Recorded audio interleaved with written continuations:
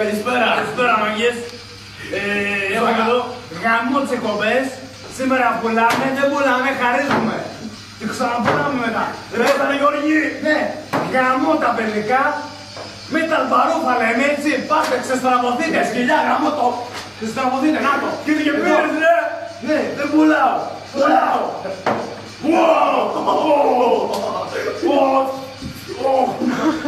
Ο Θεός είναι μεγάλος! Καταλάβες, όπως τα λένε αδερφιά.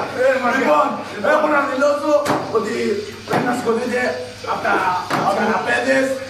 Πήραμε και από καρέκλες, διβάνια, κρεβάτια, πολυθρόνες, από τα μεγαλάδικα, από όλα από καβεντέρες. Αφήστε την κόμμενα με τον δονητή στα χέρια μας όλα και αρπάξτε τη μέτρα μπαρούφα. Θα γίνει γαμάι λέμε. Όταν λέμε το καλύτερότερο πράγμα στον κόσμο. 25 χρόνια κιλά. Έλα πάρε κόσμε, δεν πουλάω, πουλάω. Ευλόγησον Κύριε! Yes it is, ναι, μιλάει το άλλο. Heavy metal. Heavy metal και σας γαμάω. Έλα, πάμε. Πού είσαι?